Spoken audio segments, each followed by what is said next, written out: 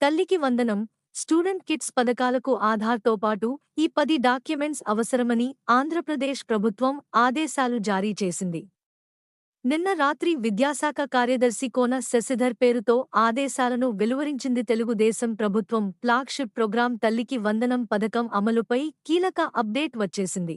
ప్రతి విద్యార్థి తల్లికి ఏటా 15,000 ఇచ్చే ఈ పథకం త్వరలోనే అమలుకు నోచుకోనుంది. దీనికి సంబంధించిన ప్రక్రియ ప్రారంభించాలని విద్యాశాఖాధికారులను విద్యాశాఖ కార్యదర్శి కోన శశిధర్ ఆదేశించారు. విద్యార్థి తల్లుల ఆధార్ వెరిఫికేషన్ ప్రక్రియ త్వరలోనే ప్రారంభం కానుంది. ఆధార్‌ను ఉచితంగా అప్డేట్ చేసే గడువు పెంపు, మరో 3 నెలలు ఛాన్స్, చదువుకునే విద్యార్థి తల్లికి అకౌంట్లో ఏటా 15,000 వేస్తామని, ఎంతమంది పిల్లలు ఉంటే అంతమందికి పథకాన్ని వర్తింపు చేస్తామని ఎన్నికల్లో కూటమి పార్టీలు హామీ ఇచ్చాయి. ఇప్పటికే స్కూళ్లు ప్రారంభమయ్యాయి. పథకం అమలు ఎప్పుడు అవుతుందనే ప్రశ్న అందరిలో వినిపిస్తోంది.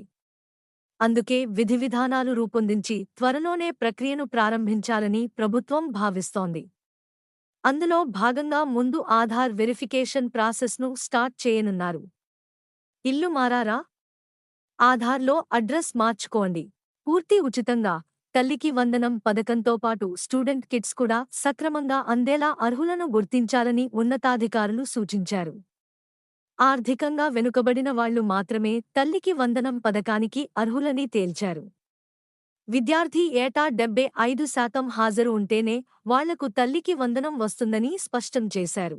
ఆధార్‌తో పాటు బ్యాంకు ఖాతా, పాన్ కార్డు, రేషన్ కార్డు లేదా ఓటరు ఐడీ, పాస్పోర్ట్ ఇలా 10 గుర్తింపు కార్డుల్లో ఏదైనా ఒకటి ఉండాలని అధికారులు వివరించారు. ఆధార్ లేకపోతే స్టూడెంట్ కిట్, తల్లికి వందనం పథకాలకు ఆధార్ ఉన్న తల్లులే అర్హులని ప్రభుత్వం తేల్చి చెప్పింది. ఆధార్ లేకపోయినా ఆధార్‌కు అప్లై చేసుకున్న సర్టిఫికేట్ అయినా ఉండాలని చెబుతున్నారు. ఒకవేళ రెండూ లేకపోతే విద్యాశాఖాధికారులే ప్రత్యేక చర్యలు తీసుకుని ఆధార్ నమోదుకు చర్యలు తీసుకోవాలని సూచించింది ప్రభుత్వం.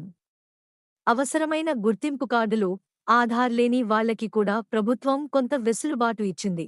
ఆధార్ వచ్చే వరకు ఈ కింది 10 ఐడీ కార్డుల్లో దేనినైనా చూపించి పథకానికి అర్హత సాధించవచ్చు. పథకం కోసం కావాల్సిన 10 ఐడీ కార్డులు: 1. Driving licence, 2. Bank passbook, 3. Passport, 4. PAN card, 5. Voter ID, 6. ఉపాధి పథకం card, 7. Kisan passbook, 8. Ration card, 9. తపాలా పాస్బుక్, 10. గెజిటెడ్ అధికారి సంతకం చేసిన ధృవీకరణ పత్రం.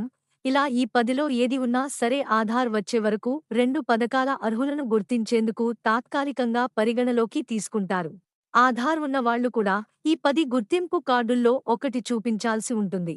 మన ఛానల్కి సబ్స్క్రైబ్ చేసుకోండి, లైక్ చేయండి మరియు కామెంట్ చేయండి. మీ సపోర్ట్ మాకు చాలా ముఖ్యం. కొత్త వార్తలు మరియు అప్డేట్స్ కోసం బెల్ ఐకాన్ని నొక్కండి.